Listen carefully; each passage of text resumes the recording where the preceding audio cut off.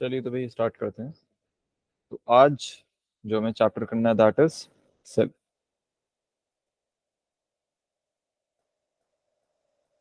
ठीक है, विजिबल है, स्क्रीन विजिबल है, सब ऑडियो वीडियो सब सही है। Yes sir. ठीक ठीक ठीक। तो आज जो हमें चैप्टर स्टार्ट करना है दैट इज सेल। ठीक। तो चैप्टर का नाम है cell, the fundamental unit of life. Cell की कोई डेफिनेशन बता सकता है क्या है? सेल की डेफिनेशन क्या है, कोई बता Structural सकता है? and functional unit of life. Good, very good. ठीक है। तो सेल क्या है? Basic structural and functional unit of life. ठीक। ये आपने डेफिनेशन तो बता दी, इसका मतलब क्या है? इसका मतलब क्या है, समझाएं भाई। कैसे समझाएंगे, क्या मतलब है इसका? Cell is the structural and functional unit of life, कैसे समझाएंगे? सर ये हमारी बॉडी की सबसे छोटी यूनिट है। ठीक है, तो क्या मतलब हुआ? सर हर लिविंग चीज सेल से मिलकर बनी है। हर लिविंग चीज जो है वो सेल से बन के बनी है। तो क्या मतलब हो गया? स्ट्रक्चरल मतलब हो गया। ठीक है, कि ये क्या बेसिक स्ट्रक्चरल यूनिट है, क्योंकि हर चीज सेल से बनी है। क्या मतलब है कि सेल जो है एक बिल्डिंग ब्लॉक की तरह काम करते हैं। कुछ बिल्डिंग ब्लॉक्स हैं और इन्हीं बिल्डिंग ब्लॉक से पूरा एक यूनिट बनता है। तो इसलिए ये क्या हो गया? स्ट्रक्चरल यूनिट हो गया, basic structural unit. Basic functional unit का क्या मतलब है?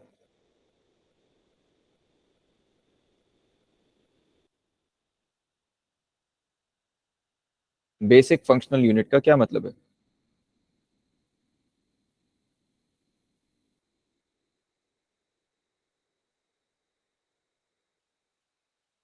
बताएं भाई।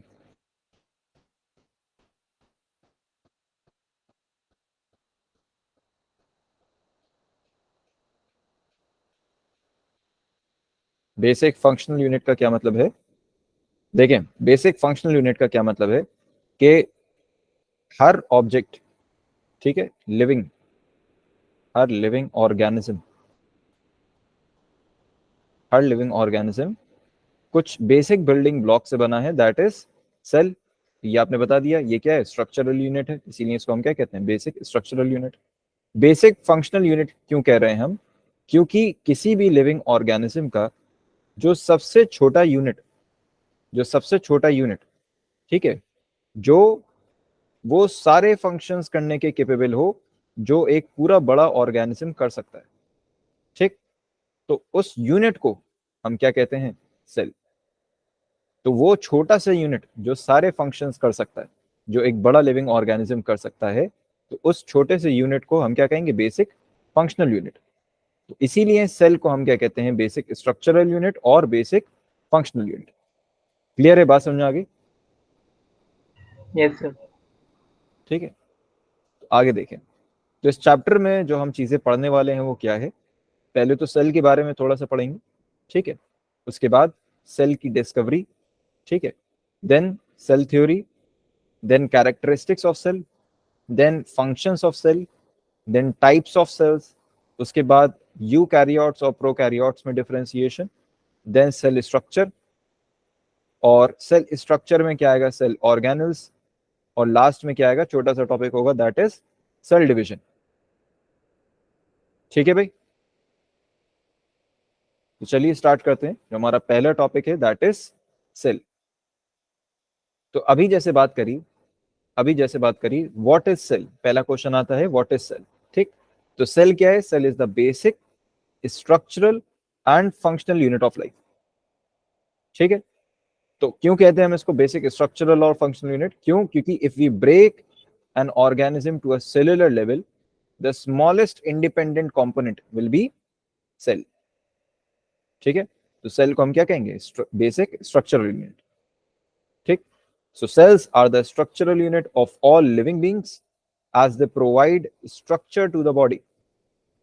ठीक है, आगे they come in different shapes and sizes, जिसकी अभी हम आगे बात करेंगे, ठीक है, कैरेक्टरिस्टिक्स में, ठीक है। Just like bricks of buildings based on a number of cells, all organisms are divided as unicellular और multicellular। सारे organisms को हम दो कैटेगरीज में डिवाइड कर सकते हैं, ठीक। एक क्या हो जाएगा यूनिसेल्युलर और एक क्या हो जाएगा मल्टीसेल्युलर, ठीक है। यूनिसेल्युलर मतलब वो ऑर्गेनिज्म जिसमें खाली एक सेल हो, और मल्टीसेल्युलर वो जिसमें एक से ज्यादा सेल हो,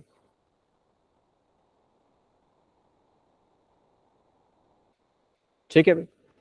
नेक्स्ट देखें, सो नेक्स्ट टॉपिक हमारा क्या है, हु डिस्कवर्ड सेल। तो जरा सेल की डिस्कवरी के बारे में थोड़ा सा पढ़ लें, और ये काफी इंपॉर्टेंट टॉपिक है, याद रखिएगा क्योंकि इससे क्वेश्चन बन के आता है, direct as it is question आता है यहाँ से, ठीक। देखें, so discovery of cell is one of the most remarkable advancements in the field of science. It helped us to learn that all the organisms are made up of cells, and these cells help in carrying out all various life processes. The study of cells from its basic structure to functions of every cell is called cell biology, ठीक है। तो cell की जो study है उसको हम क्या कहते हैं, सेल बायोलॉजी, ठीक है। अब बात यह आती है, हाँ, सर साइटोलॉजी भी कहते हैं, साइकोलॉजी, साइटोलॉजी, साइटोलॉजी, यस हाँ, सर। ठीक। अब बात ये आती है कि डिस्कवरी किस तरीके से हुई और किस सीक्वेंस में, ठीक। तो सबसे पहले रॉबर्ट हुक ने सेल डिस्कवर किया था इन 1665, ठीक है। लेकिन इसको थोड़ा सा डेप्थ में समझे कि रॉबर्ट हुक ने जो सेल डिस्कवर किया था वो कैसा सेल था, डेड सेल था, ठीक है। रॉबर्ट हुक ने सेल डिस्कवर किया था 1665 में, बट वो जो सेल था वो क्या था, डेड सेल था, ठीक है। और वो जो सेल था वो कौन से एरिया का, कौन से लोकेशन का, कौन से ऑर्गेनिज्म का सेल था, प्लांट सेल था।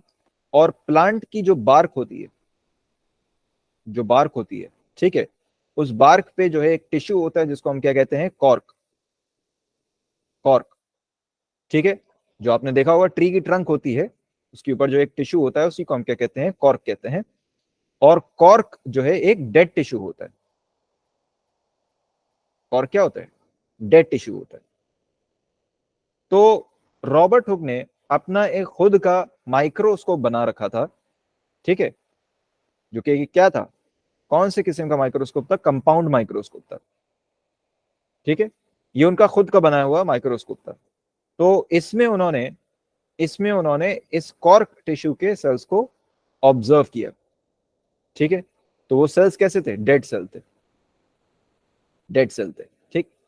ही noticed minuscule structures called that reminded him of small rooms, ठीक है। तो उन्होंने जो स्ट्रक्चर देखा वो कुछ इस तरीके का था, ठीक है, इस तरीके का स्ट्रक्चर था, जिसमें उन्होंने क्या डिक्लेयर किया कि ये कुछ इस तरीके के स्ट्रक्चर्स हैं जैसे जैसे सेल्स होते हैं। सेल्स का क्या मतलब होता है, सेल्स का क्या मतलब होता है, Little compartment.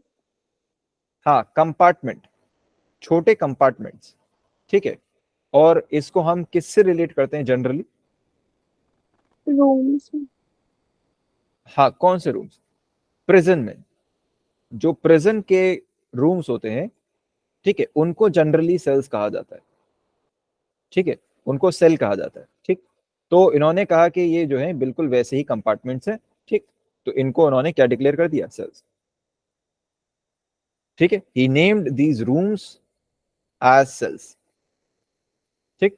तो ये जो सेल की टर्म है, ये टर्म भी किसने दी थी, रॉबर्ट हुक ने, ठीक है। नेक्स्ट पॉइंट देखें, इन 1674 Anton van Leeuwenhoek observed cells under compound microscope with higher magnification, ठीक। अब क्या हुआ कि 1665 में जब रॉबर्ट हुक ने डेड सेल डिस्कवर कर लिए थे, उसके बाद क्या हुआ, 1674 में एंटोन वैन लीवेनहॉक ने फर्स्ट टाइम लिविंग सेल्स को डिस्कवर किया, लिविंग सेल्स को डिस्कवर किया। ठीक है, किस तरीके से डिस्कवर किया? उनके पास उनका खुद का एक माइक्रोस्कोप था, ठीक है, जिसकी मैग्निफिकेशन और ज्यादा थी। ठीक है, तो उन्होंने उसमें पॉन्ड वाटर के सैंपल को ऑब्जर्व किया, पॉन्ड वाटर। ठीक, तो जब उन्होंने उसमें पॉन्ड वाटर को ऑब्जर्व किया तो उन्होंने उसमें देखा कि कुछ माइन्यूट पार्टिकल्स थे जो मूव कर रहे थे। ठीक है, उन्होंने देखा कि कुछ माइन्यूट पार्टिकल्स हैं, बहुत छोटे पार्टिकल्स हैं जो मूव कर रहे हैं। अब उस टाइम पे सेल्स की डिस्कवरी सिर्फ इतनी हुई थी कि सेल होते हैं, बेसिक स्ट्रक्चरल यूनिट जो होते हैं लिविंग ऑर्गेनिजम्स के, वो सेल होते हैं, और वो कैसे होते हैं? डेड होते हैं।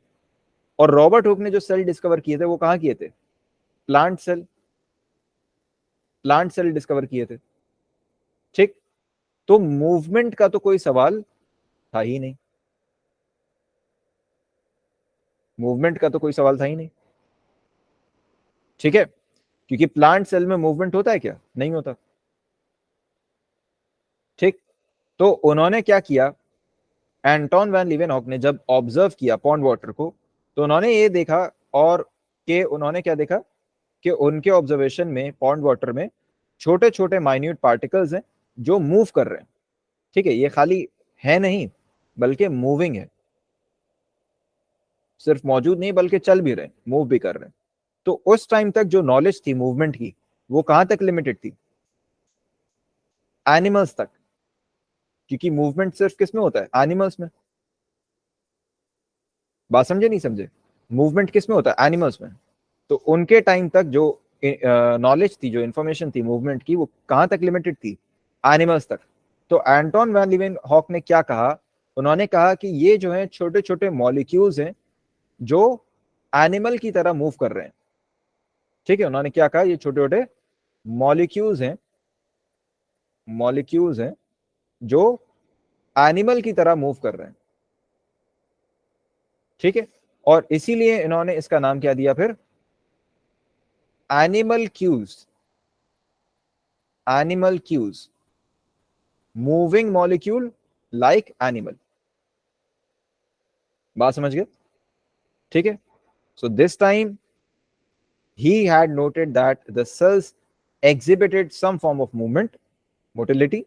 As a result, Leeuwenhoek concluded that these microscopic entities were alive and termed them as animalcule. ये टर्म किसने दी थी? एंटोन वैन लीवेनहॉक ने। ठीक, नेक्स्ट देखें, नेक्स्ट देखें, तो नेक्स्ट क्या है? Robert brown. ठीक, रॉबर्ट ब्राउन। सो 1883 में रॉबर्ट ब्राउन ने क्या डिस्कवर किया? सबसे पहले न्यूक्लियस। क्या डिस्कवर किया? न्यूक्लियस। ठीक, सो रॉबर्ट ब्राउन, अ स्कॉटिश बॉटनिस्ट, स्कॉटिश मतलब स्कॉटलैंड से, Scottish botanist, provided the very first insight into the cell structure. He was able to describe the nucleus present in the cells of orchids. तो उन्होंने orchids जो plant होते हैं, ठीक है, उनके सेल्स में क्या डिस्कवर किया? न्यूक्लियस। ठीक है, तो ये कुछ बातें हो गई सेल की डिस्कवरी से रिलेटेड। अब हम आगे बढ़ते हैं, नेक्स्ट चीज आ जाती है, that is cell theory. Cell theory,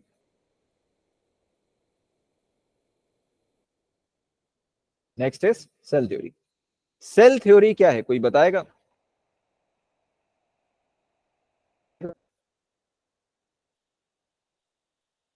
cell के बारे में एक्सप्लेन करने को ही सेल थ्योरी। और कुछ?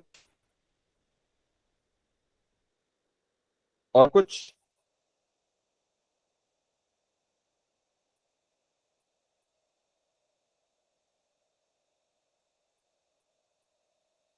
तो सेल थ्योरी क्या है? सेल थ्योरी हम कह सकते हैं एक डिस्क्रिप्शन, ठीक है, एक डिस्क्रिप्शन है किसका? सेल का। मतलब ये कि अगर आपके पास कोई चीज है, अगर आपने कोई मॉलिक्यूल फाइंड किया है, ठीक है, कोई मॉलिक्यूल फाइंड किया है, कोई भी माइक्रोस्कोपिक मॉलिक्यूल आपने फाइंड किया है, ठीक है, अब वो सेल है या नहीं है, ये आप कैसे बता सकते हैं? सेल थ्योरी के जरिए, ठीक है। तो सेल थ्योरी क्या है? एक डिस्क्रिप्शन है सेल का, कि अगर ये थ्योरीज फुलफिल हो रही होंगी तो फिर ये क्या होगा? सेल होगा, नहीं तो फिर ये सेल नहीं होगा, ठीक है। सेल थ्योरी की अगर हम बात करें तो सेल थ्योरी किसने दी थी?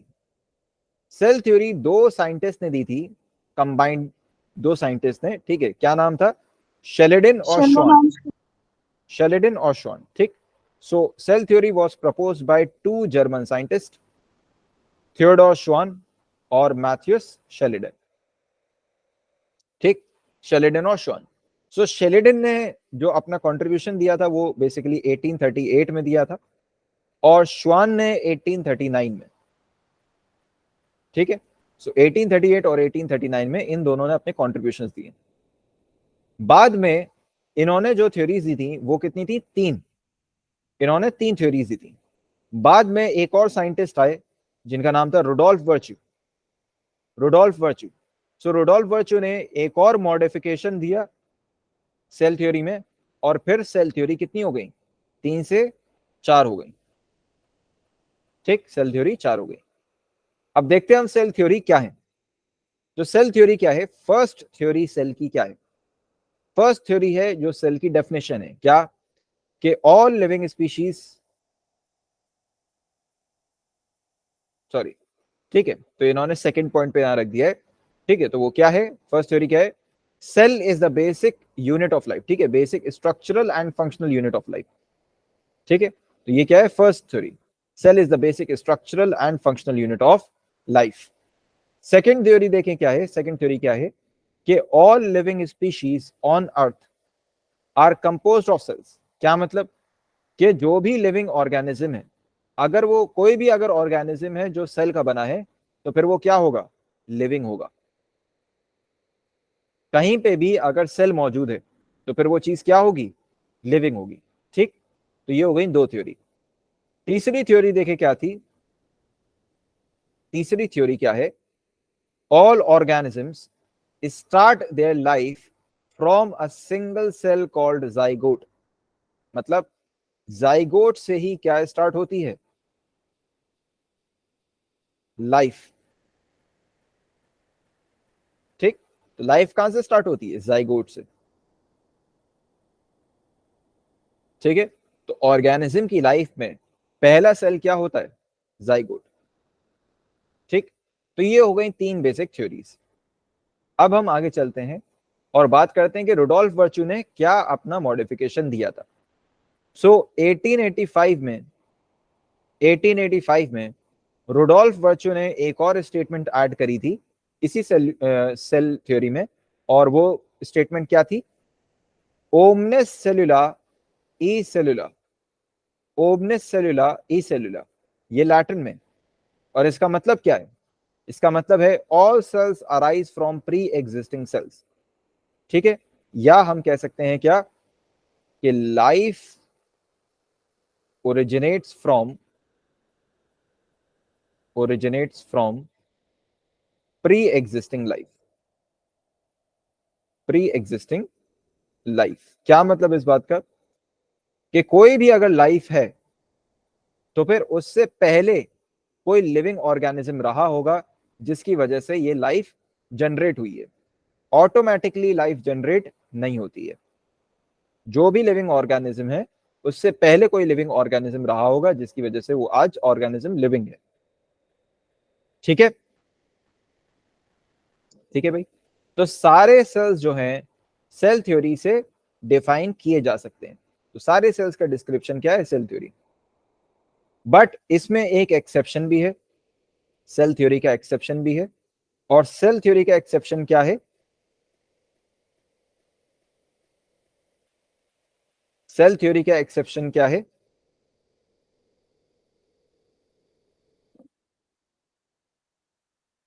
Viruses.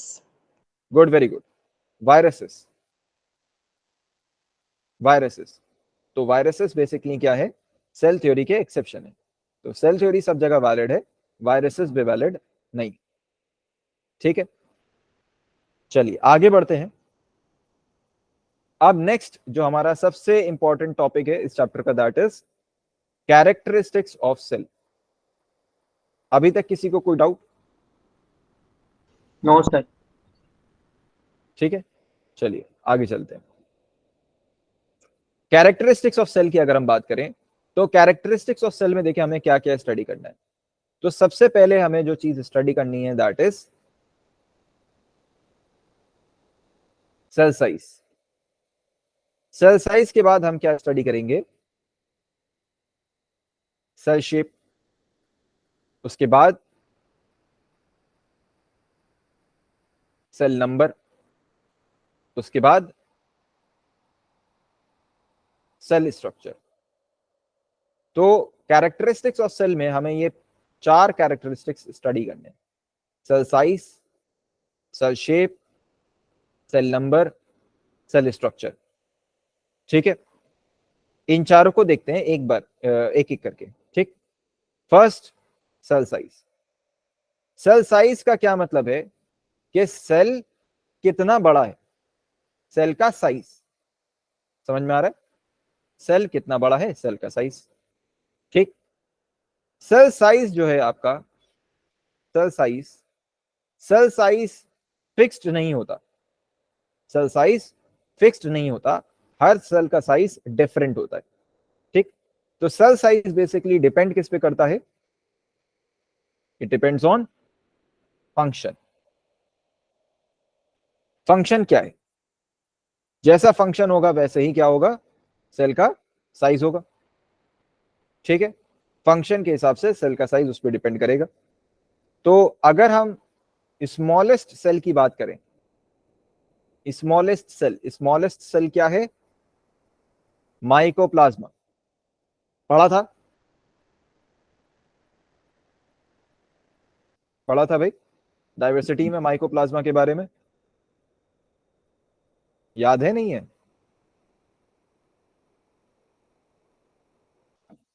भाई याद है, भूल गए?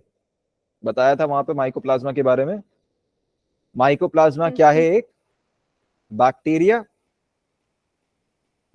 है। ठीक है, इसका साइज कितना होता है? 0.3 माइक्रोन से लेके 0.1 माइक्रोन। माइक्रोन कितना होता है? कितना होता है माइक्रोन?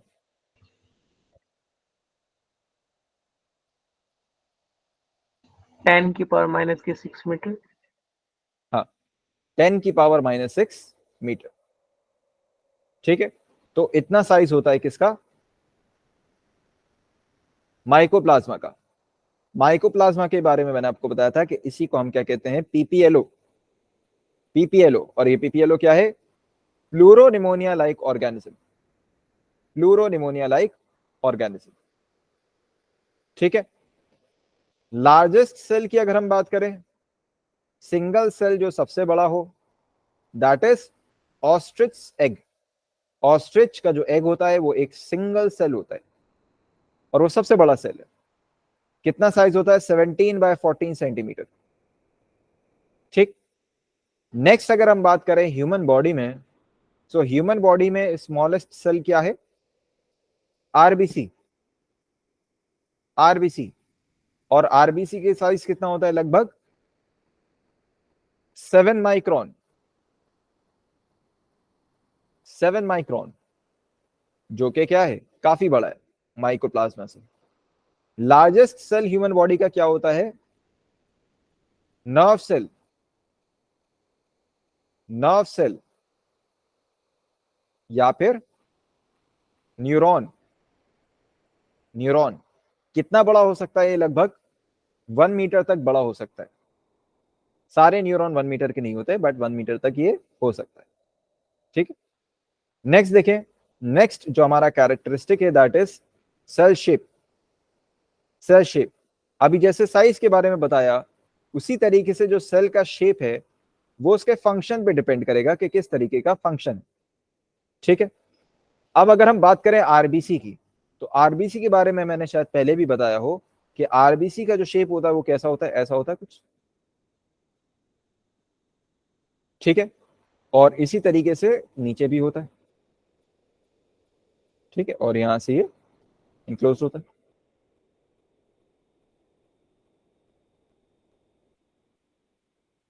ठीक है। तो इसका कोई नाम बता सकता है, इस शेप का नाम क्या है? तो ये तो कॉनकेव लेंस है। गुड, ठीक। तो यहाँ पे क्या है, यहाँ पे अगर हम देखें तो ये क्या है, एक कॉनकेव सरफेस है। सिमिलरली ये भी एक क्या है, कॉनकेव सरफेस है। तो सेल का जो शेप है वो हम कहते हैं किस तरीके का है, biconcave disc shape. Biconcave disc shape क्यों? क्योंकि दो तो कॉनकेव फेसेस हैं आरबीसी में, और एक क्या है, डिस्क है। ये पूरी क्या है, डिस्क है, ये हार्ड है, ठीक है, रिंग नहीं है, ठीक। तो आरबीसी क्या होता है, शेप क्या होता है, बाई कॉनकेव डिस्क शेप। इसी तरीके से अगर हम बात करें अमीबा की, तो अमीबा का शेप क्या होता है, इरेगुलर। इर्रेगुलर शेप होता है, कोई इसका फिक्स्ड शेप नहीं होता है, ठीक है। चलिए ये बात हो गई सेल शेप की। नेक्स्ट हम बात करते हैं सेल नंबर की। सेल नंबर का क्या मतलब है, कोई बताएगा?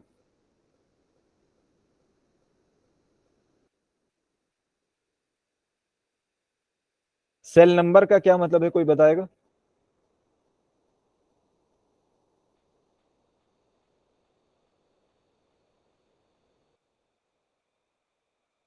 भाई number of cells, cell number का क्या मतलब हुआ, नंबर ऑफ सेल्स, कि ऑर्गेनिज्म के सेल में, ऑर्गेनिज्म की बॉडी में कितने नंबर ऑफ सेल्स हैं, यही क्या हुआ, सेल नंबर। अब अगर मैंने अभी जैसे पीछे बताया, अगर सिंगल सेल है बॉडी में तो उसको हम क्या कहेंगे, यूनिसेलुलर, और अगर ज्यादा सेल हैं तो फिर मल्टी सेलुलर, ठीक है। एक इंपॉर्टेंट पॉइंट देखो यहाँ पे क्या है, कि cell number is directly proportional to body size. क्या मतलब, सेल नंबर जो है वो डायरेक्टली प्रोपोर्शनल है किसके, बॉडी साइज के। एक एग्जांपल देखें, एक एग्जांपल देखें कि अगर आपके पास, ठीक है, कोई एलिफेंट है, एलिफेंट है, तो एलिफेंट इतना बड़ा क्यों है, ज्यादा सेल्स है। ज्यादा सेल्स है, ठीक है, ज्यादा सेल्स है। अच्छा, अगर हम एक यहाँ पे एक क्वेश्चन देखें, एक हमारे पास एंट है और एक एलिफेंट है, तो एंट इतनी छोटी क्यों है और एलिफेंट इतना बड़ा क्यों है? सर आंट में नंबर ऑफ सेल्स कम है। पक्का, एंट का साइज छोटा नहीं है?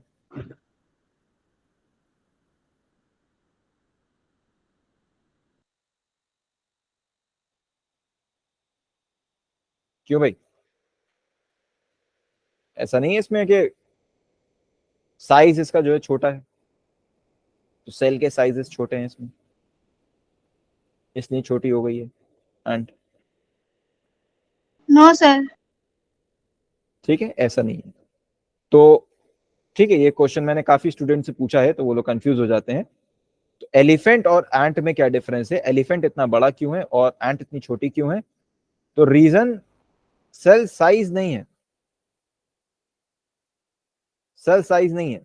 ऐसा नहीं है कि एंट में जो है वो एक दो सेल हैं लेकिन उनका साइज छोटा है, एलिफेंट में जो है ज्यादा सेल्स हैं, ठीक है, उनका साइज बड़ा है तो वो बड़ा हो गया, ऐसा नहीं है। सेल साइज से मतलब नहीं है, साइज सबका लगभग सिमिलर ही होता है, ठीक है। बात क्या है, सेल नंबर की। तो सेल नंबर अगर ज्यादा है तो ऑर्गेनिज्म का साइज भी क्या होगा, ज्यादा होगा। सेल नंबर अगर कम है तो साइज भी क्या होगा, कम होगा। नेक्स्ट पॉइंट देखें, ग्रोथ की अगर हम बात करें, ग्रोथ, तो ग्रोथ किसकी वजह से होती है, सेल नंबर की वजह से या सेल साइज की वजह से? Cell number. नंबर। ठीक है, दोनों की वजह से होती है। कैसे? अगर हम बात कर रहे हैं बड़े ऑर्गेनिजम्स में, तो वहां पे जो इंक्रीज है ग्रोथ में वो किससे हम कंपेयर करेंगे? सेल नंबर से, ठीक है, सेल नंबर से। तो growth is a factor of increase in cell number, तो अगर सेल नंबर बढ़ेंगे तो ग्रोथ बढ़ेगी। इंपॉर्टेंट पॉइंट क्या है कि growth is a factor of increase in cell size in unicellular organisms. मतलब अगर हम यूनिसेलुलर ऑर्गेनिजम्स ले रहे हैं तो वहां पे कितने सेल्स होते हैं? एक ही सेल होता है। तो सेल नंबर के बेसिस पे कैसे ग्रोथ बताओगे कि ग्रोथ हो रही नहीं हो रही ऑर्गेनिज्म में? तो वहां पे हम क्या देखते हैं? सेल साइज, कि सेल का साइज इंक्रीज हुआ है या नहीं हुआ है। अगर साइज इंक्रीज हुआ है तो फिर वो सेल मैच्योर हो रहा है, ठीक है। नेक्स्ट देखें,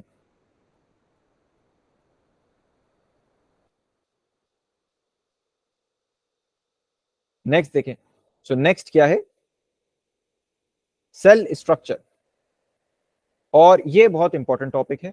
क्यों? क्योंकि सेल स्ट्रक्चर मेजर पोर्शन है इस चैप्टर का। अब सेल स्ट्रक्चर जो है वो 3 पार्ट में यहां पे मैंने डिवाइड किया। सेल स्ट्रक्चर, तो फर्स्ट पार्ट में क्या आ जाएगा? सेल,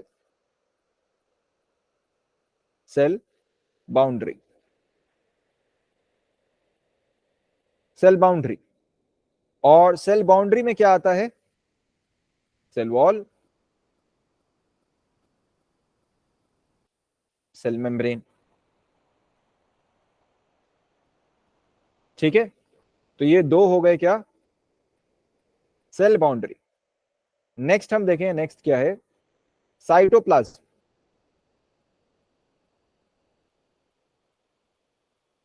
साइटोप्लाज्म, अब साइटोप्लाज्म में बेसिकली क्या है? ये सेल मैट्रिक्स है।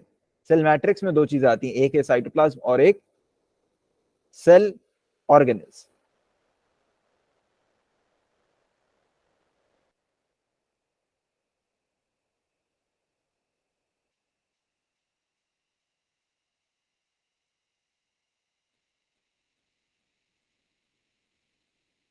सेल ऑर्गेनेल्स, ठीक है।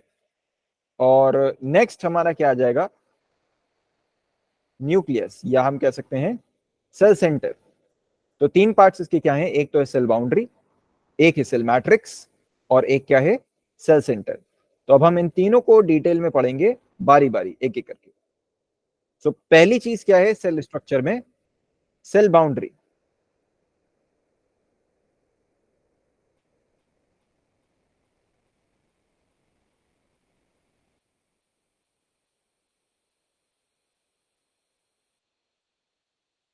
ठीक है भाई, ऑडियो वीडियो सब सही है ना भाई? कुछ लैग तो नहीं हो रहा?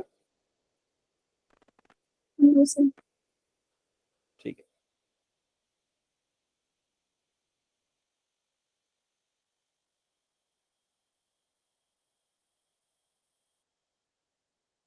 ठीक है, हाँ ठीक है। तो सेल स्ट्रक्चर पे आने से पहले हम जरा एक चीज ये देख लें, that is cell function. Cell function, तो सेल फंक्शन की अगर हम बात करें तो अभी जैसे मैंने पीछे बताया कि जो सेल साइज है और सेल शेप है वो किस पे डिपेंड करेगा? फंक्शन पे, सेल के फंक्शन पे। तो सेल के अगर हम फंक्शंस की बात करें तो cell performs these major functions essential for growth and development of an organism, ठीक है। वो क्या क्या है? पहली चीज क्या है? Provides support and structure. Cell क्या करता है? इट प्रोवाइड्स सपोर्ट और स्ट्रक्चर देता है। All organisms are made up of cells that provide the structural basis of all organisms, ठीक, ये हम पढ़ चुके हैं already. The cell wall and the cell membrane are the main components that function to provide support and structure to the organism, ठीक है भाई। Next देखें, फैसिलिटेट ग्रोथ। तो सेल क्या करता है? ग्रोथ करता है। Cells facilitate growth by mitosis. अभी ये क्या है? माइटोसिस, मियोसिस, इसको हम सेल डिवीजन के टॉपिक में लास्ट में पढ़ेंगे, ठीक है। अभी बीच में कोई क्वेश्चन मत लाइएगा, ठीक है। लास्ट के लिए इंतजार करिए, उसके बाद डाउट हो तो पूछिएगा। So in mitosis the parent cell divides into the daughter cells does the cells multiply and facilitate the growth in organism. Next क्या है, अलाउ ट्रांसपोर्ट ऑफ सब्सटेंसेस। ठीक, तो अलग अलग सब्सटेंसेस, तो देखिए होता क्या है कि सेल के ऊपर एक वॉल होती है जिसको हम क्या कहते हैं, सेल वॉल, और अंदर एक और वॉल होती है, इसको क्या कहते हैं, cell membrane, plasma. Cell membrane. Basically आपकी ये जो सेल वॉल है और जो सेल मेम्ब्रेन है, इन दोनों में ही कैपेसिटी होती है कि वो कुछ आइटम्स को एंट्री दे सकते हैं या एंट्री एक्सेप्ट नहीं कर सकते। ठीक है, तो जनरली ज्यादातर केसेस में क्या होता है कि जो सेल के थ्रू ट्रांसपोर्ट होता है किसी भी चीज का, वो क्या होता है, मतलब किस प्रोसेस से होता है, डिफ्यूजन से।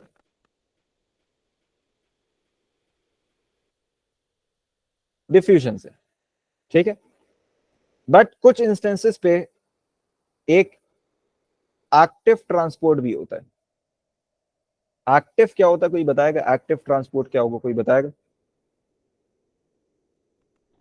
सर जिसमें एनर्जी रिक्वायर्ड हो, जिसमें एनर्जी का कंजम्पशन हो, एनर्जी खर्च हो। ठीक, तो होता क्या है कि ये जो सेल वॉल है इसमें कुछ पंप्स बन जाते हैं, ठीक है, कुछ चैनल बन जाते हैं जिनके थ्रू सेल के अंदर बाहर ट्रांसपोर्ट पॉसिबल है। ठीक है, बट ये जो चैनल बनते हैं इसमें बहुत ही स्पेसिफिक फिल्ट्रेशन होता है। सारे एलिमेंट्स पास नहीं कर सकते, कुछ ही एलिमेंट्स पास कर सकते हैं। ठीक है, बात समझ आ रही भाई? यस। ठीक, तो ये चीजें क्या, transport, allows transport of substances.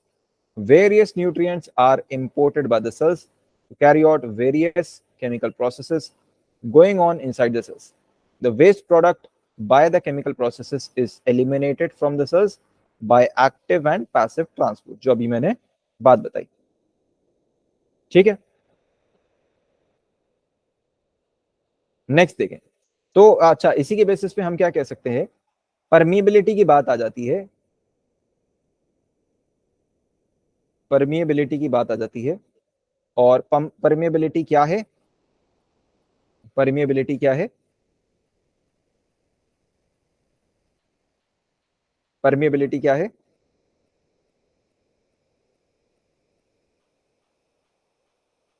बताओ। तो सब कुछ ही सब्सटेंस को अंदर आने देता है। हाँ, मतलब परमिएबिलिटी का मतलब क्या होता है कि किसी भी कुछ सब्सटेंसेस, या हम कह सकते हैं कुछ सेलेक्टिव सब्सटेंसेस को अपने थ्रू क्रॉस करवाना।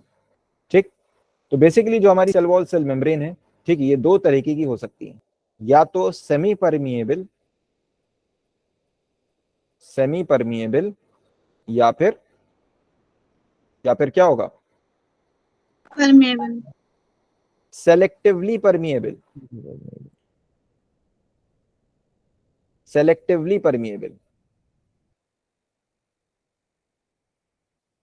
सेमी परमिएबल का क्या मतलब है?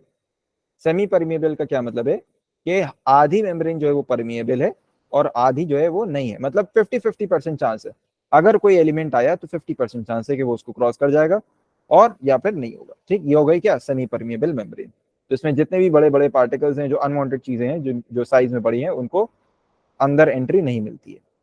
सेलेक्टिवली परमिएबल होने का क्या मतलब है कि कुछ सेलेक्टिव एलिमेंट्स हैं जिनको परमिएबिलिटी की हम कह सकते हैं अलाउंस है परमिएबिलिटी का। ठीक, तो सेलेक्टिवली परमिएबल होने का क्या मतलब है कि कुछ ही स्पेसिफिक एलिमेंट्स हैं जिनको आप क्रॉस करवा सकते हैं, सबको नहीं करवा सकते। नेक्स्ट देखें क्या है, प्रोसीजर एंड प्रोवाइड एनर्जी। ठीक, तो cells require energy to carry out various chemical processes. This energy is produced by the cells by the process called photosynthesis in plants and respiration in animals. ठीक है, तो ये बात हो गई क्या, प्रोडक्शन की और एनर्जी प्रोवाइड करने की। इसी वजह से हम प्लांट्स को क्या कहते हैं,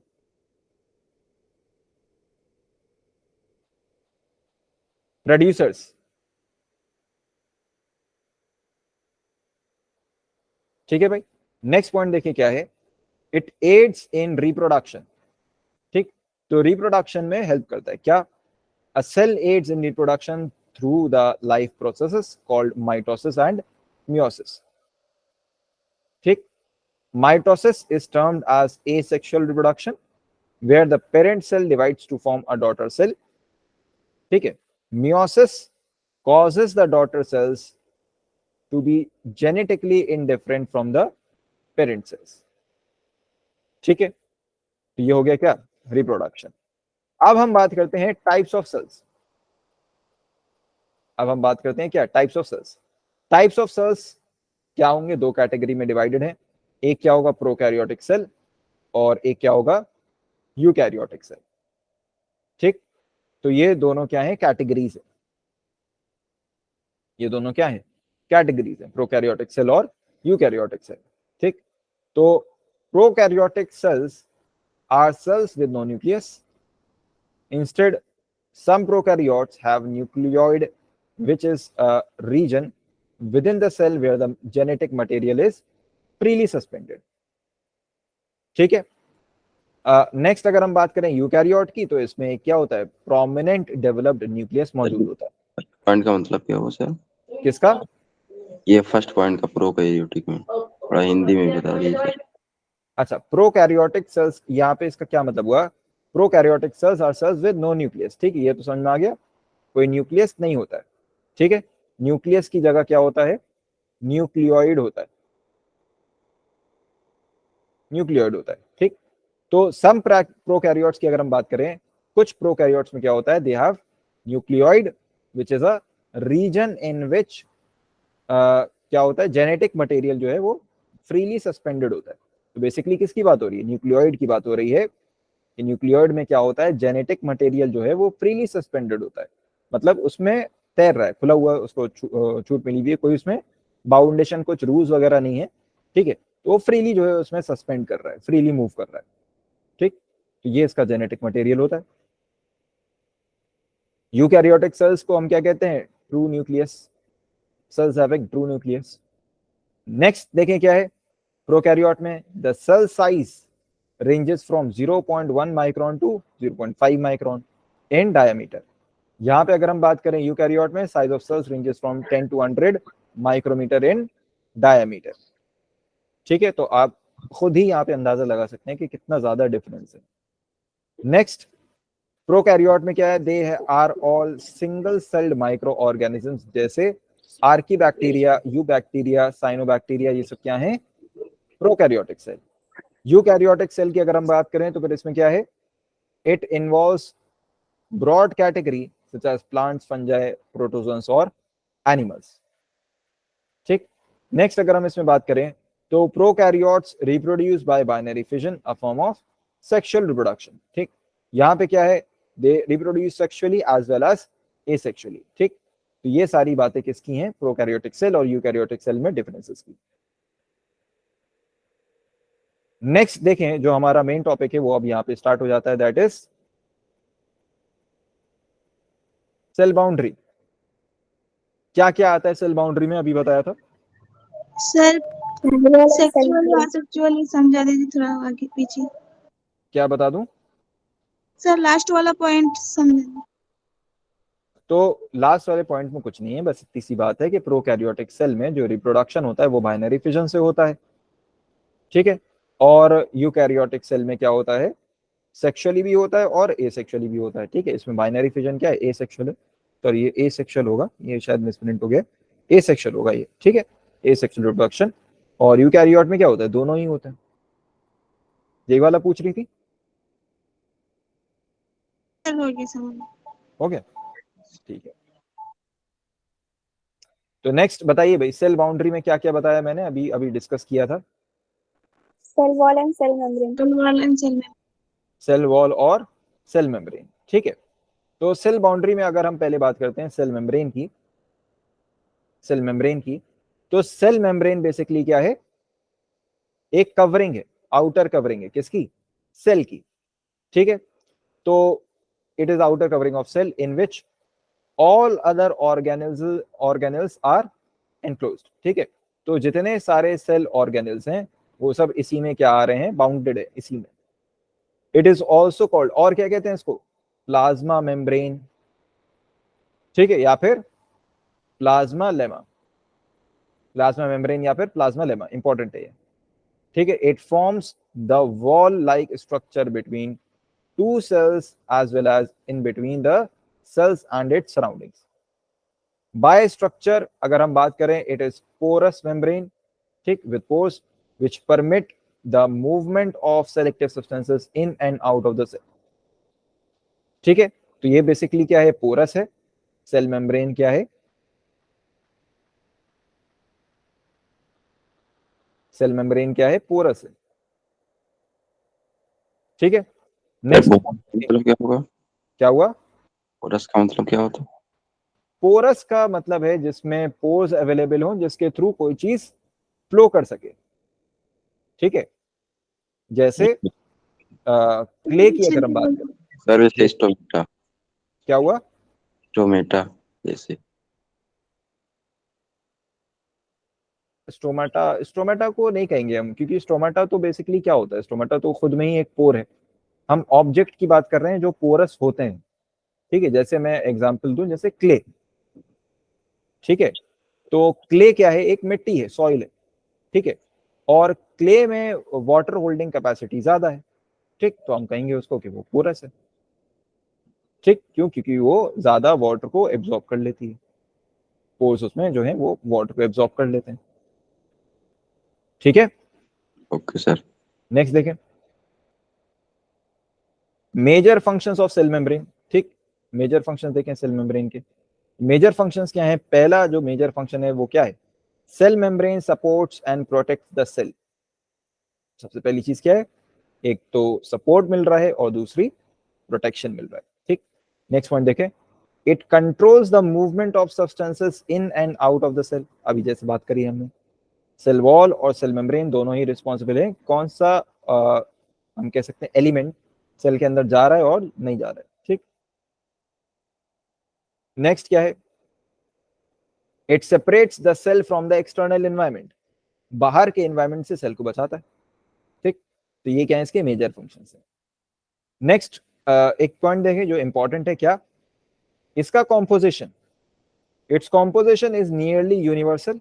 क्यों, क्योंकि हर जगह जो है सेल मेम्ब्रेन पाई जाती है, और लगभग सेल मेम्ब्रेन भी खुद क्या है, यूनिवर्सल है, क्योंकि हर जगह पाई जाती है, चाहे वो प्लांट सेल हो या फिर एनिमल सेल हो, दोनों में ही सेल मेम्ब्रेन पाई जाती है। ठीक, दोनों में ही पाई जाती है सेल मेम्ब्रेन।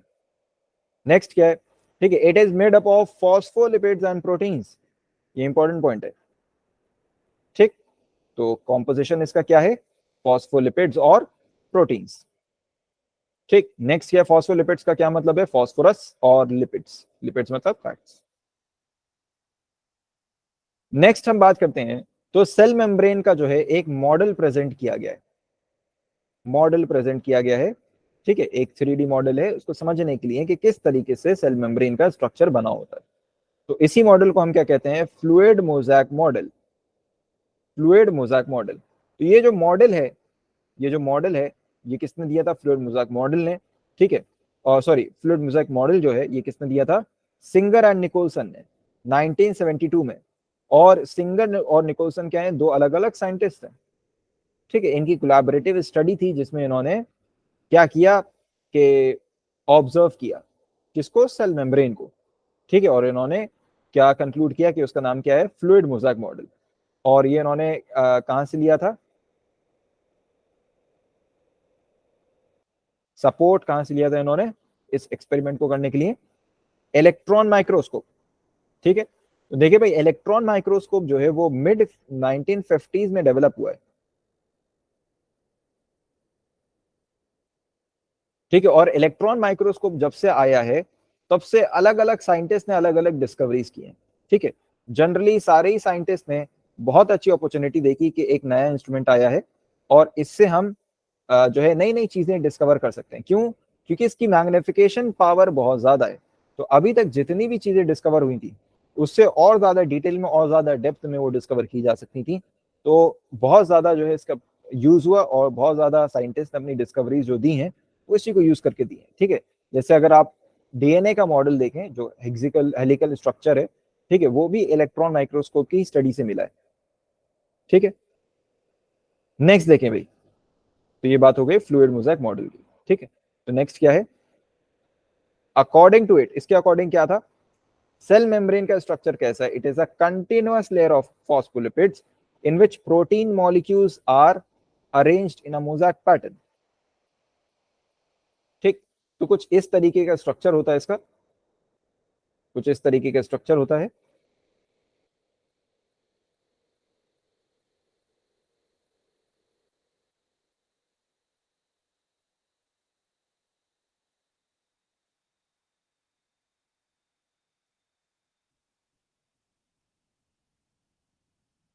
ठीक है, तो यहां पे क्या होते हैं,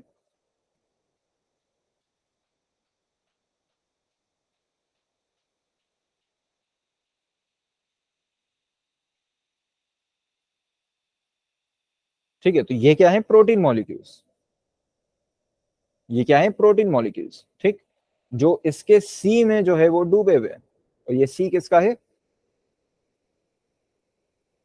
फॉस्फोलिपिड्स का,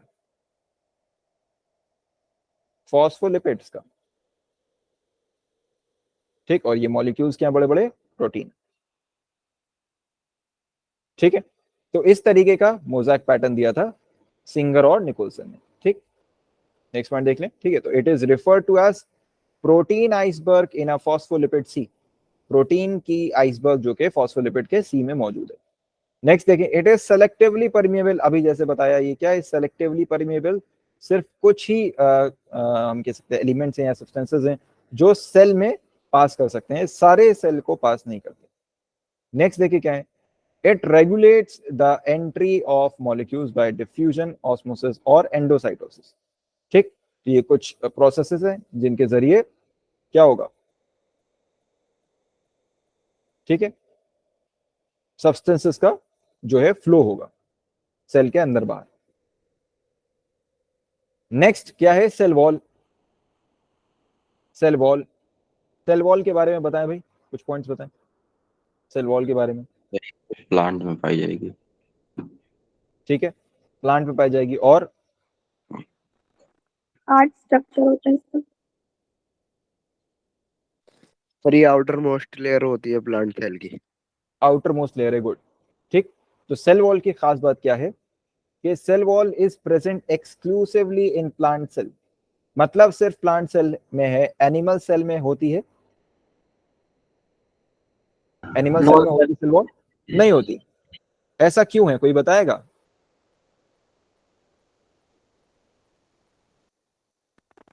एनिमल सेल मूविंग है इसीलिए। एनिमल सेल क्या होते हैं, क्या होते हैं? तो प्लांट को स्टेबिलिटी चाहिए इसीलिए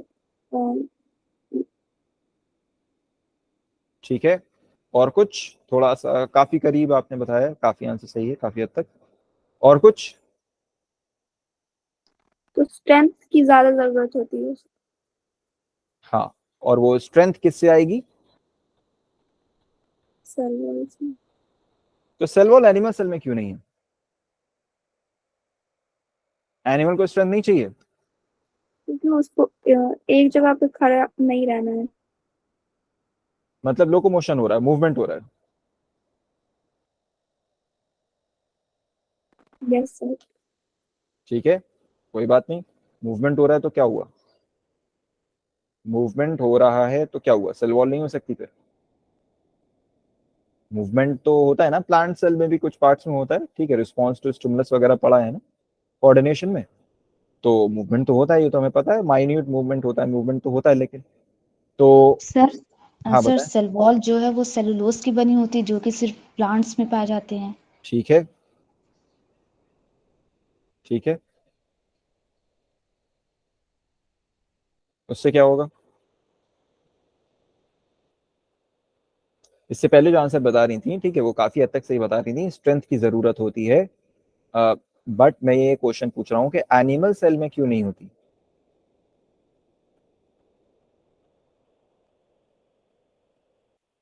एनिमल सेल में क्यों नहीं होती, क्या रीजन है? सिर्फ प्लांट में है, एनिमल सेल में नहीं है, जरूरत तो दोनों को।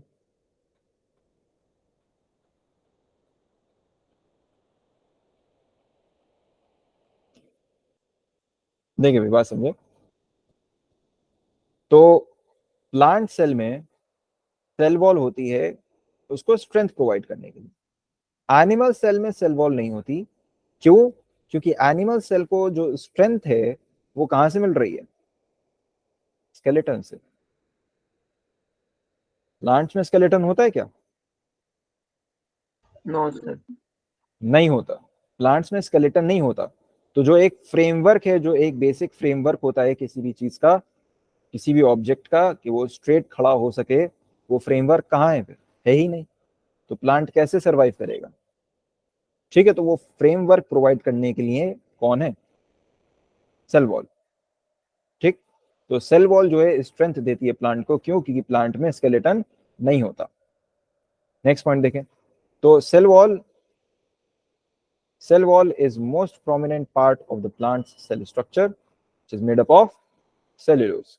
किसकी बनी होती है प्लांट में? सेल वॉल किसकी बनी होती है? सेलुलोज की। Cellulose, hemicellulose, pectin. ठीक, the cell wall is also the outer most layer of plant. ठीक, कुछ फंक्शंस देख लें सेल वॉल की क्या है। It protects the plasma membrane. Plasma membrane क्या है? Cell membrane. सेल मेम्ब्रेन है। ठीक, तो सेल मेम्ब्रेन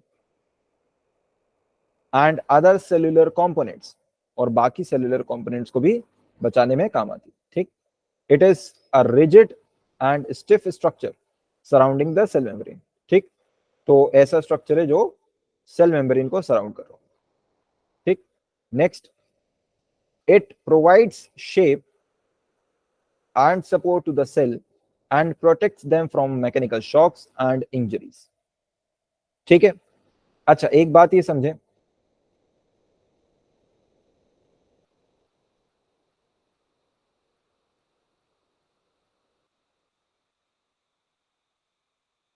ये दो सेल्स हैं सपोज, ठीक है, और इनमें जो है अपने मॉलिक्यूल्स और न्यूक्लियस वगैरह मौजूद हैं।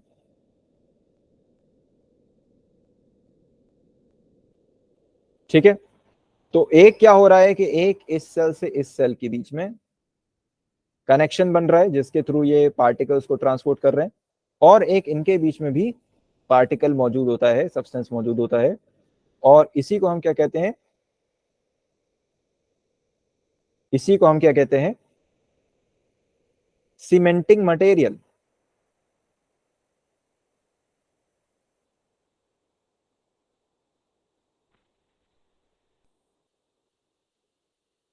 ठीक है भाई, सीमेंटिंग मटेरियल। तो दो चीजें हैं, एक तो है मिडिल लैमेला और एक है सर आपकी आवाज बहुत धीरे धीरे प्लाज्मोडेस्माटा। आ रही है। ठीक, तो ये जो सीमेंटिंग आपकी आवाज बहुत धीरे धीरे आ रही है।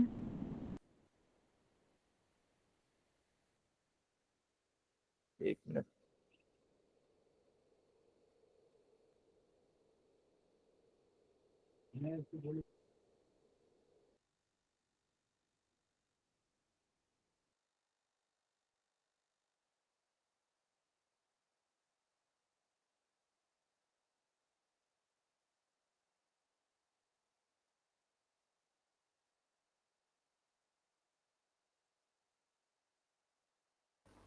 हाँ भाई अब क्लियर आ रही है? बस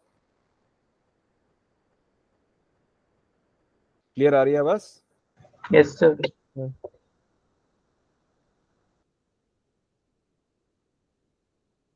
ठीक है, तो हम क्या बात कर रहे थे?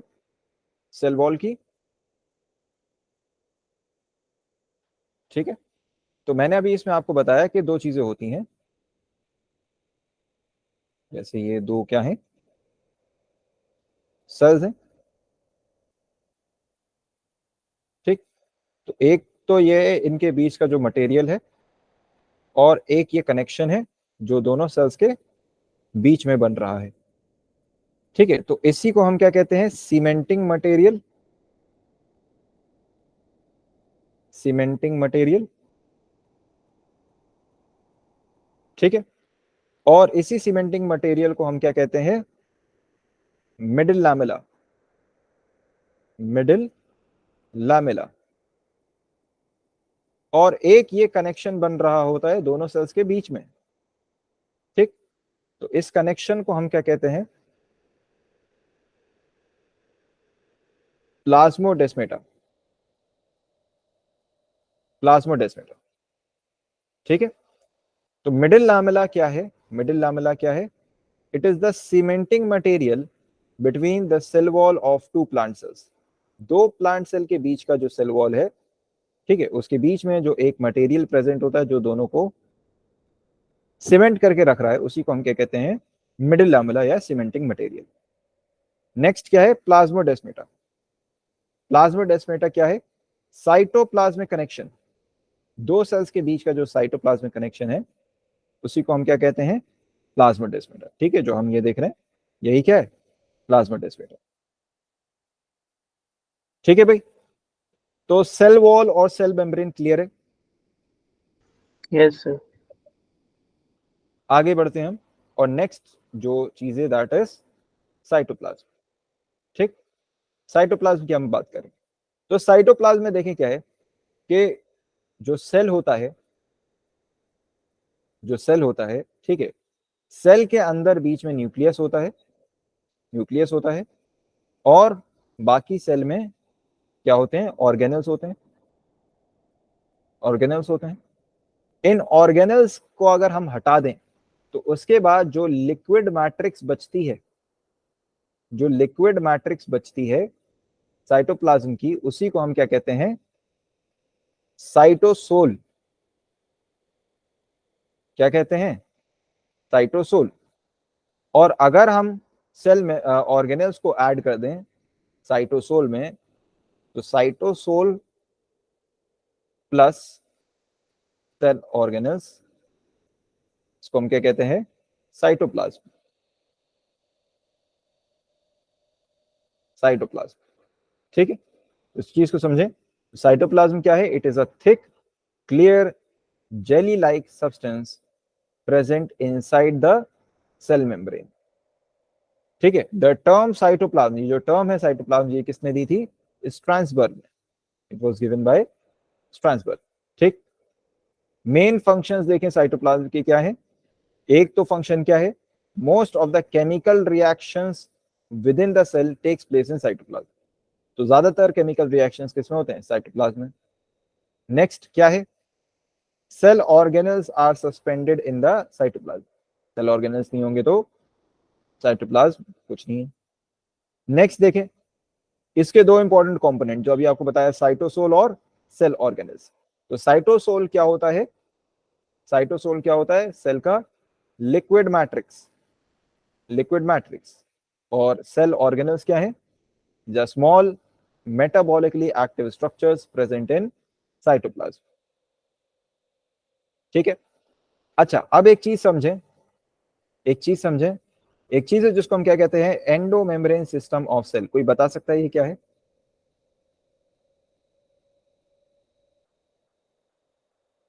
Endo membrane system of cell, ये दो होते हैं, कोई बता?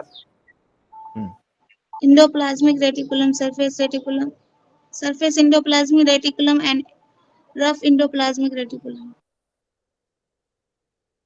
मैं एंडोप्लाज्मिक रेटिकुलम की बात नहीं कर रहा, मैं endomembrane system of cell की बात कर रहा हूं। सेल का एक सिस्टम होता है जिसको हम क्या कहते हैं? एंडो मेम्ब्रेन सिस्टम,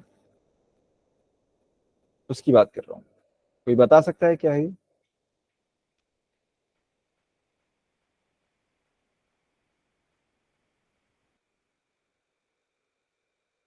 देखिए भाई, सेल ऑर्गेनल्स होते हैं कुछ, ठीक है, जो सिंगल मेम्ब्रेन बाउंड होते हैं, ठीक है, सिंगल मेम्ब्रेन बाउंड होते हैं, जैसे endoplasmic reticulum, Golgi bodies, lysosome, vacuoles. ये सब क्या है? सिंगल मेम्ब्रेन बाउंड है, ठीक? और इन्हीं को endomembrane system of cell में इंक्लूड किया जाता है।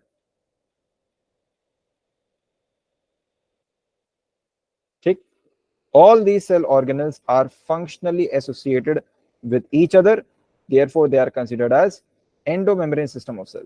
तो ये जितने ऑर्गेनल्स हैं ये सब एक दूसरे से कनेक्टेड होते हैं और ये सब क्या है, सिंगल मेम्ब्रेन बाउंड है, जैसे Golgi bodies, endoplasmic reticulum, lysosome, vacuole. ठीक, तो ये क्या बनाते हैं, सेल का एंडोमेम्ब्रेन सिस्टम। अच्छा, नेक्स्ट यहां पे देखें भाई, एक्चुअली ये जो स्लाइड है, ठीक है, जो प्रेजेंटेशन है ये मैं आपको शेयर कर दूंगा, और ये जो प्रेजेंटेशन है, ठीक है, ये जो प्रेजेंटेशन है ये बेसिकली ये जो है प्रेजेंटेशन एक माइक्रोसॉफ्ट की तरफ से एक टेम्पलेट है, ठीक है, माइक्रोसॉफ्ट का एक ये टेम्पलेट है, और अगर आप लोग चाहें तो इसको एक्सेस कर सकते हैं, ठीक है, काफी अच्छा टेम्पलेट है। इसमें बेसिकली क्या है कि आपको यहाँ पे 3D में इमेजेस मिल जाएंगी, ठीक है। अगर मैं इसको देखूं, ठीक है, अगर ये हो जाए, ओपन हो जाए,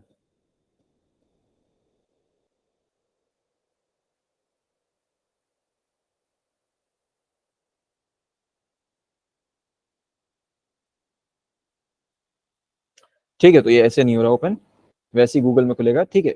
अगर आप लोग को देखना हो तो ये अगर आप लोग का माइक्रोसॉफ्ट का अकाउंट हो, आप लोग इसको एक्सेस कर सकते हैं इस टेम्पलेट को, और यहाँ पे आप इसको ऑनलाइन देख सकते हैं कि किस तरीके का स्ट्रक्चर होता है। ये दिख रहा है भाई, दिख रहा है यस सबको? सर। यस ठीक, तो ये बेसिकली क्या है, एक 3D स्ट्रक्चर है सेल का, ठीक, सेल का 3D स्ट्रक्चर है। तो यहाँ पे अगर हम इसके अलग अलग कंपोनेंट्स देखें तो ये जो है, ये क्या है, ये क्या है, न्यूक्लियस। न्यूक्लियस। न्यूक्लियस है। ये है आपका सेंट्रोसोम, ठीक।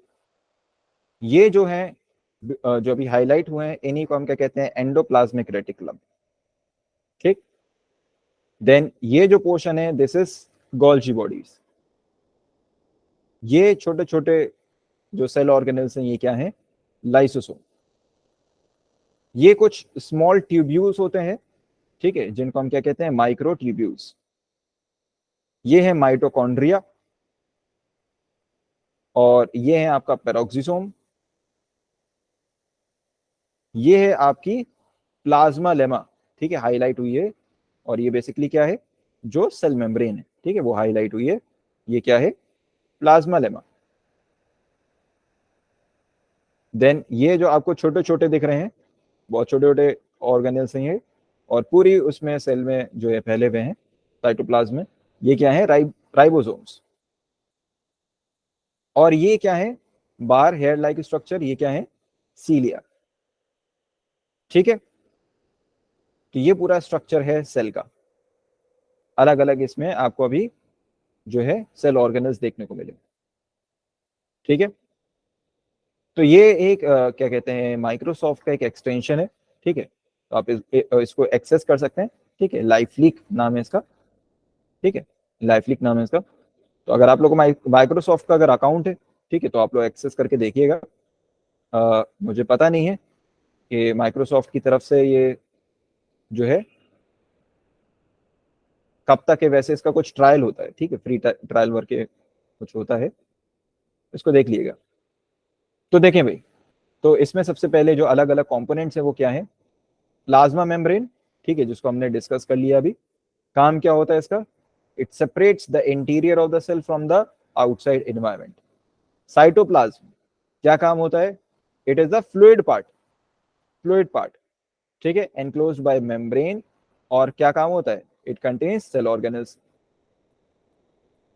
न्यूक्लियस की अगर हम बात करें तो न्यूक्लियस को क्या कहते हैं, सेल का ब्रेन, ठीक है। It contains most of the genetic material in the form of DNA. Endoplasmic reticulum की अगर हम बात करें तो एंडोप्लाज्मिक रेटिकुलम क्या करते हैं, सिस्टम ऑफ मेटाबॉलिक प्रोसेसेस। ज्यादातर मेटाबॉलिक प्रोसेसेस एंडोप्लाज्मिक रेटिकुलम में होते हैं, और ये दो तरीके के होते हैं, एक तो होते हैं स्मूथ एंडोप्लाज्मिक रेटिकुलम, और एक होते हैं रफ एंडोप्लाज्मिक रेटिकुलम, ठीक।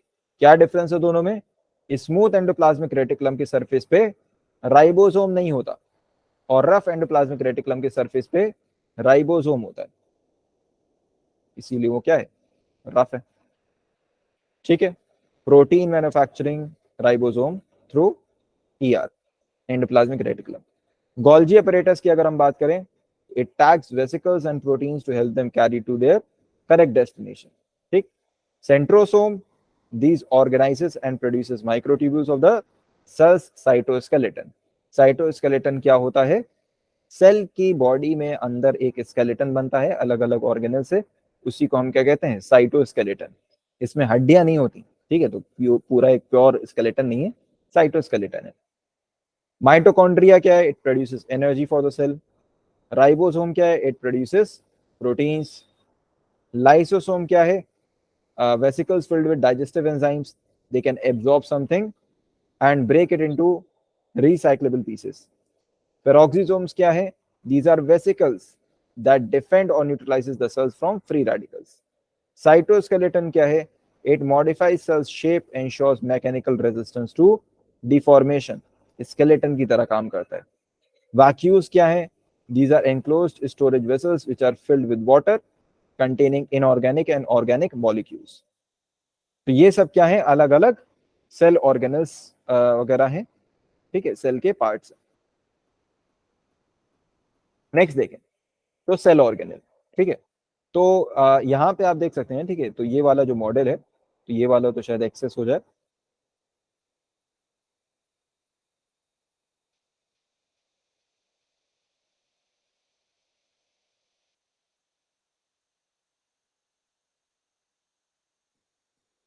ठीक है। हाँ, तो जैसे ये वाला आप मॉडल देख सकते हैं, ठीक। इस वाले मॉडल में क्या है? क्लियर कट 3D इमेजिंग में सारी चीजें मौजूद है, ठीक। तो आप इसको 3D एंगल से देख सकते हैं कि कहाँ पे कौन सी चीज है और किस तरीके का शेप है उसका, ठीक। तो यहाँ पे देखें, यहाँ पे देखें, सो फर्स्ट सेल ऑर्गेनल हमारा क्या है? एंडोप्लाज्मिक रेटिकुलम, ठीक है, एंडोप्लाज्मिक रेटिकुलम। सो एंडोप्लाज्मिक रेटिकुलम की अगर हम बात करें, एंडोप्लाज्मिक रेटिकुलम क्या होता है? These are network of fine tubules scattered in the cytoplasm। तो बेसिकली एंडोप्लाज्मिक रेटिकुलम क्या होता है, किस तरीके का होता है? इसमें क्या होते हैं?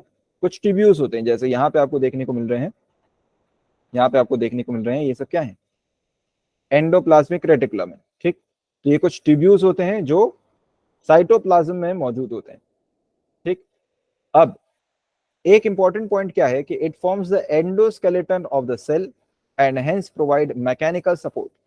तो जो एंडोप्लाज्मिक रेटिकुलम है, ये एंडोस्केलेटन बनाने में मदद करता है। अभी जैसे मैंने बताया कि सेल का कोई स्केलेटन तो होता नहीं है, कोई स्केलेटन होता नहीं है, और एनिमल सेल में जैसे हमने बात करी कि एनिमल सेल में सेल वॉल भी नहीं होती, सेल वॉल भी नहीं होती, तो वैसे भी उसको वो टर्जिडिटी और वो रिजिडिटी नहीं मिल रही है, ठीक है। तो सेल का जो शेप है वो डिफॉर्म हो सकता है, जाहिर सी बात है। तो सेल के अंदर भी कोई एक एलिमेंट ऐसा मौजूद होना चाहिए जो उसको स्ट्रेंथ प्रोवाइड करे, शेप प्रोवाइड करे, ठीक है। एक्सटर्नल जो प्रेशर होता है, एक्सटर्नल प्रेशर जो होता है उससे रेजिस्टेंस दे, ठीक है, रेजिस्टेंस प्रोवाइड करे। तो वो काम कौन करता है? Endoplasmic reticulum. तो बेसिकली एंडोप्लाज्मिक रेटिकुलम एक स्केलेटन की तरह काम करता है, ठीक। नेक्स्ट पॉइंट क्या है? It is made up of cisternae, vesicles और ट्यूब्यूल्स, ठीक। तो ये बेसिकली क्या है? फॉर्म्स है, एंडोप्लाज्मिक रेटिकुलम के फॉर्म्स है, सिस्टर्ने, वेसिकल्स और ट्यूब्यूल्स। नेक्स्ट अगर हम बात करें तो एंडोप्लाज्मिक रेटिकुलम दो टाइप के होते हैं, जैसे अभी हमने बात करी थी, रफ एंडोप्लाज्मिक रेटिकुलम और स्मूथ एंडोप्लाज्मिक रेटिकुलम। और रफ और स्मूथ में डिफरेंस क्या है? अभी बताया था मैंने, क्या डिफरेंस है? स्मूथ रफ में में राइबोसोम नहीं राइबोसोम होता, रफ में राइबोसोम। सोडियम होता गुड, है। वेरी गुड, ठीक है, good good good good, very good. तो रफ एंडोप्लाज्मिक रेटिकुलम के सरफेस पे राइबोसोम्स प्रेजेंट होते हैं, और इसीलिए वो क्या होता है? रफ। स्मूथ वाले में राइबोसोम्स प्रेजेंट नहीं होते, ठीक। It forms internal network of fine tubules and helps in intracellular transport, ठीक। तो बेसिकली ये क्या काम करता है कि अंदर जो मौजूद है, ठीक है, जो नेटवर्क मौजूद है ये, ठीक है, इसके अंदर बीच में कुछ फाइन ट्यूब्यूल्स बना लेता है, ठीक है, छोटे छोटे ट्यूब्यूल्स बना लेता है, और इसके थ्रू क्या होता है, कनेक्शन होता है, और इसके थ्रू जो है चीजों का फ्लो होता है, ठीक। तो ट्रांसपोर्ट में भी मदद करता है ये सेल के अंदर, ठीक है। एक चीज होती है इंट्रा और एक चीज होती है इंटर, इन दोनों में क्या डिफरेंस है?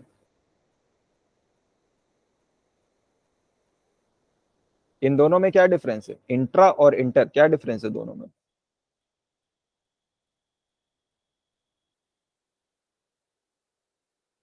बताएं भाई, कोई बताएगा?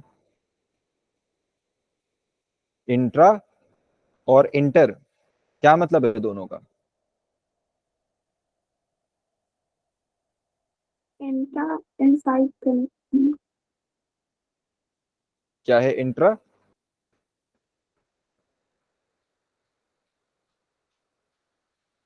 देखिए भाई, आपके स्कूल वगैरह में कभी कोई कंपटीशन हुआ होगा, आपके कॉलेज, आपकी यूनिवर्सिटी वगैरह में कोई कंपटीशन हुआ होगा, ठीक है, तो आपने उसमें देखा होगा कि एक होता है इंटर स्कूल कंपटीशन, वो क्या होता है, कोई बता सका है? सारे स्कूल्स में होता है। जैसे अगर 3 स्कूल हैं, स्कूल ए, स्कूल बी, स्कूल सी, तो इंटर स्कूल कंपटीशन क्या होगा? सर एक ही स्कूल का कंपटीशन। मतलब एक ही स्कूल के बच्चों में कंपटीशन, वो क्या होगा? इंटर। Yes sir. और इंट्रा क्या होगा? इंटर सर कई स्कूल के बच्चों का होगा। ऑपोजिट बोल दिया, ठीक है, उल्टा बोल दिया। तो इंटर स्कूल का क्या मतलब होता है? अलग अलग स्कूल्स में कंपटीशन। जैसे अगर मैं कह रहा हूं कि 3 स्कूल्स हैं, ए बी सी, तो स्कूल ए, स्कूल बी, स्कूल सी, इन तीनों के बीच में जो कंपटीशन होगा उसको हम क्या कहेंगे? Inter school competition. और अगर सिर्फ एक ही स्कूल कंपटीशन करा रहा है, उसी स्कूल के बच्चे पार्टिसिपेट कर रहे हैं, स्कूल के ही अंदर हो रहा है, तो फिर वो क्या होगा? इंट्रा स्कूल कंपटीशन, ठीक है। तो इस बात को याद रखना, तो क्योंकि ये काफी जगह पे ये टर्म यूज होगी बायो में कि इंटर क्या है और इंट्रा क्या है, ठीक है। तो बेसिकली इसको बात समझे नहीं समझे? इंट्रासेल्युलर ट्रांसपोर्ट क्या मतलब हुआ? सेल के इनसाइड हाँ, ट्रांसपोर्ट। सेल के ही अंदर ट्रांसपोर्ट करने का जो काम है वो किसका है? एंडोप्लाज्मिक रेटिकुलम का, ठीक है। It helps in cell membrane formation, ये बहुत इंपॉर्टेंट पॉइंट है भाई, ठीक है। इसका क्वेश्चन आज इट इज आता है कि सेल मेम्ब्रेन फॉर्मेशन में कौन मदद करता है? Endoplasmic reticulum. और इसी प्रोसेस को हम क्या कहते हैं? मेम्ब्रेन बायोजेनेसिस, ठीक। नेक्स्ट पॉइंट देखें, it helps in nuclear membrane formation. Nuclear membrane के फॉर्मेशन में भी कौन मदद करता है? Endoplasmic reticulum. नेक्स्ट एक और पॉइंट देखें, ये भी काफी इंपॉर्टेंट है कि it helps in lysosome formation. Lysosome बनाने में काम आता है। बट यहाँ पे इंपॉर्टेंट पॉइंट क्या नोट करने की है कि लाइसोसोम के एंजाइम्स जो हैं, ठीक है, लाइसोसोम में कुछ डाइजेस्टिव एंजाइम्स प्रेजेंट होते हैं, और वो कौन बनाता है? Endoplasmic reticulum. पूरा लाइसोसोम नहीं बनाता, उसके एंजाइम्स बनाता है, ठीक है। तो अब यहाँ पे ये देख लें कि इनके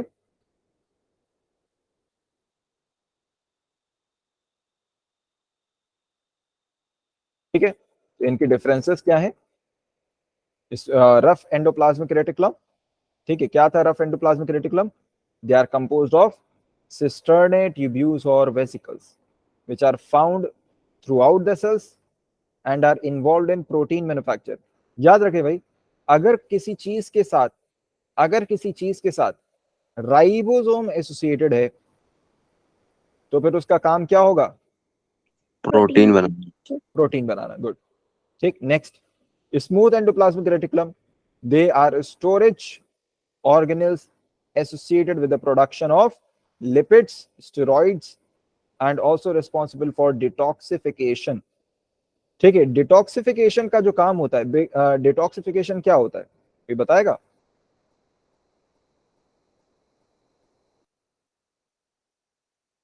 बताएगा बिल्कुल। डिटॉक्सिफिकेशन क्या होता है?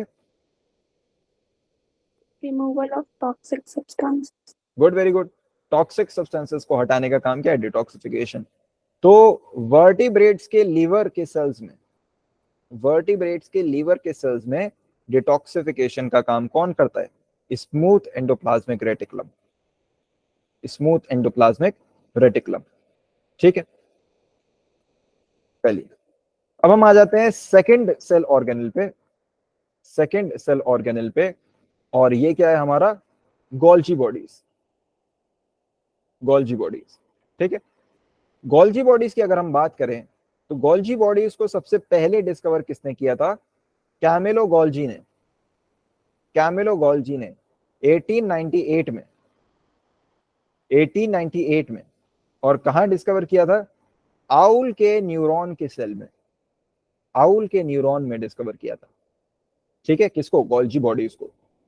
तो कैमिलो गोल्जी क्योंकि उनका नाम था इसलिए उन्हीं के नाम पे पड़ा है इसका नाम, गोल्जी बॉडीज। ठीक, इसको हम काफी अलग अलग नाम से जानते हैं। क्या? गोल्जी बॉडीज को ही हम क्या कहते हैं? गोल्जी अपैरेटस, गोल्जी कॉम्प्लेक्स, लाइपोकॉन्ड्रिया और डिक्टियोसोम्स। किसमें? प्लांट सेल्स में। क्यों? क्योंकि वहां पे गोल्जी बॉडीज नहीं होती। तो क्या कहते हैं हम? डिक्टियोसोम्स। ठीक, it is made up of cisternae, vesicles और tubules. Around it there are no cell organelles और a very few cell organelles. ठीक, तो ये एक इंपॉर्टेंट पॉइंट है कि जहां गोल्जी बॉडीज प्रेजेंट होती हैं उसके एरिया के आसपास, ये गोल्जी बॉडीज है तो इसके एरिया के आसपास कोई भी सेल ऑर्गेनल मौजूद नहीं होता। इसी एरिया को हम क्या कहते हैं? इसी एरिया को हम क्या कहते हैं? जोन ऑफ एक्सक्लूजन,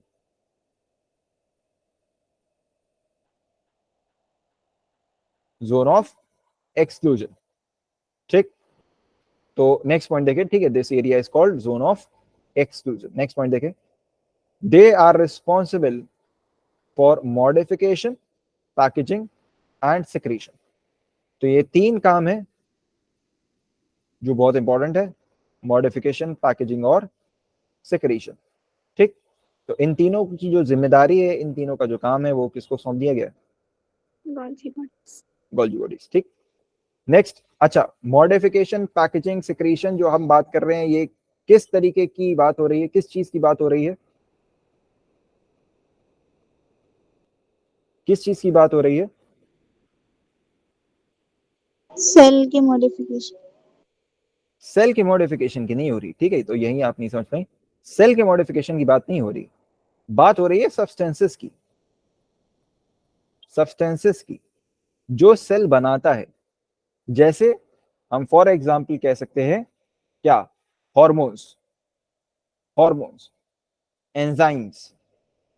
ठीक है, या कोई भी और अलग सब्सटेंस, तो इनका जो बनाने का काम है। ठीक है, तो बेसिकली अगर हम कहें कि कोई अगर फैक्ट्री है, कोई फैक्ट्री है, तो फैक्ट्री में क्या होता है? फैक्ट्री में क्या होता है? क्या क्या काम होते हैं? सबसे पहले रॉ मटेरियल आता है, रॉ मटेरियल आता है। रॉ मटेरियल पे क्या होता है? उस पे मॉडिफिकेशन किया जाता है, मॉडिफिकेशन किया जाता है मतलब जैसे गन्ना है, रॉ शुगर केन, तो पहले उसको मिक्स किया जाएगा, उसको पीसा जाएगा। ठीक है, उसका क्या बनाया जाएगा? सिरप बनाया जाएगा, शुगर सिरप। ठीक, तो मॉडिफिकेशन हुआ वो। ठीक है, अब उसको क्या किया जा रहा है? उसको हम कह सकते हैं कंप्रेस करके उसको पैक किया जाएगा, पैक किया जाएगा तो क्या होगा? पैकेजिंग होगी, उसकी पैकेजिंग होगी। और फिर उसके बाद उसको सिक्रीट कर दिया जाएगा। ठीक है, तो सिक्रीशन होगा। ठीक, बेसिकली क्या मतलब कि उसको फिर डिलीवर कर दिया जाएगा। तो ये तीन प्रोसेसेस किसी फैक्ट्री में होती हैं। ठीक है, तो यही तीन प्रोसेसेस क्या कहाँ होती हैं? गोल्जी बॉडीज में। ठीक, next, it helps in lysosome formation. तो अभी देखिए मैंने आपको पीछे बताया था एंडोप्लाज्मिक रेटिकुलम भी लाइसोसोम बना रहा है, गोल्जी बॉडीज भी बना रहा है। तो डिफरेंस क्या है दोनों में?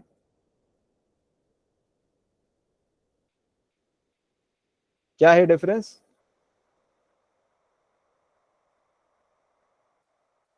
एंडोप्लाज्मिक रेटिकुलम लाइसोसोम एंजाइम बना। हाँ, गुड, वेरी गुड, ठीक। तो अभी मैंने बताया था कि एंडोप्लाज्मिक रेटिकुलम क्या कर रहा है, लाइसोसोम के एंजाइम बना रहा है, पूरा लाइसोसोम नहीं बना रहा, ठीक। लाइसोसोम बनाने का काम किसका है? गोल्जी बॉडीज का। तो नेक्स्ट जो फंक्शन है वो क्या है? It helps in cell wall formation, cell wall बना रहा है,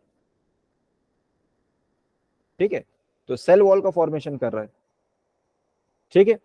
नेक्स्ट देखिए, next it helps in acrosome formation in sperm cell. तो जिन जिन लोगों ने रिप्रोडक्शन पढ़ा होगा, ठीक है, वहां पे मैंने पढ़ाया होगा आपको कि स्पर्म सेल में जो हेड रीजन होता है, ठीक है, स्पर्म सेल में जो हेड रीजन होता है, यहाँ पे क्या होता है? एक्रोसोम, एक्रोसोम, ठीक। तो एक्रोसोम के बनाने में कौन मदद करता है? गोल्जी बॉडीज, ठीक। एक्टोसोम क्या होता एक्रोसोम प्रेजेंट होता है स्पर्म सेल के हेड में, ठीक।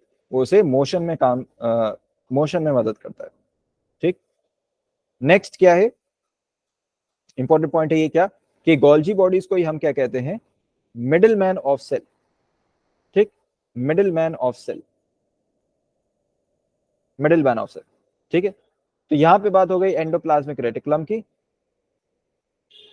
और गोल्जी बॉडीज की, ठीक।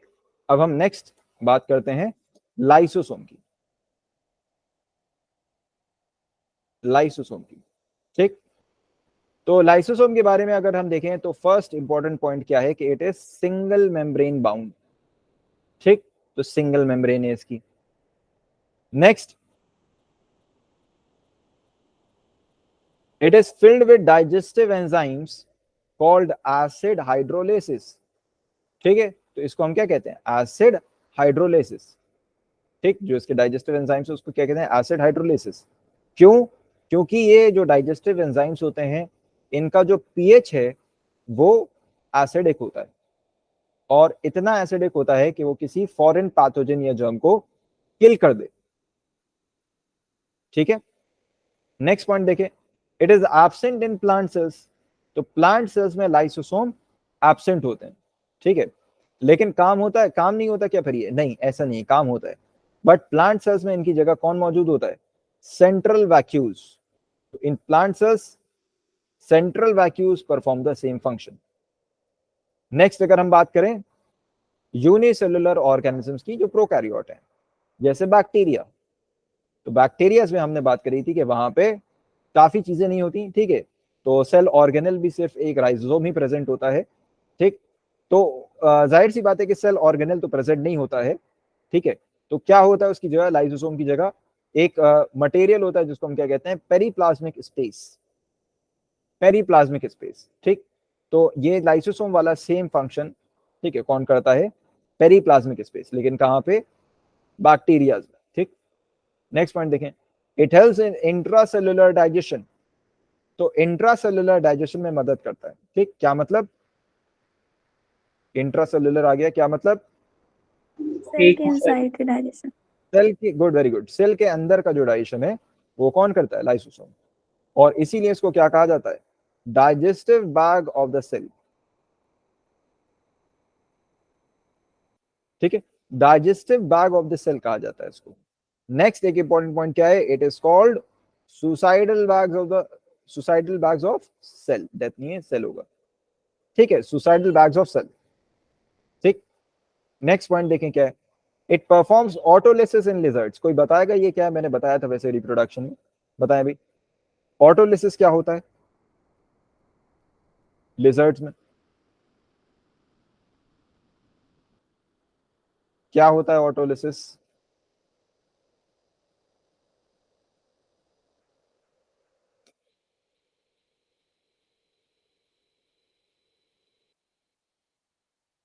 याद नहीं भाई?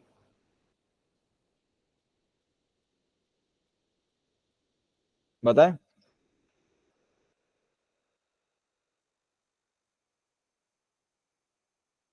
देखें भाई, मैंने एक चीज बताई थी क्या, कि लिजर्ड्स में मैंने रीजनरेशन वाले टॉपिक में पढ़ाया था, ठीक है, एक बार देखिएगा, चेक करिएगा, याद होगा आपको।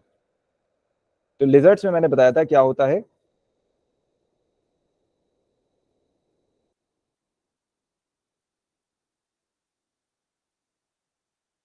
ठीक है। तो सपोज ये क्या है, लिजर्ड है,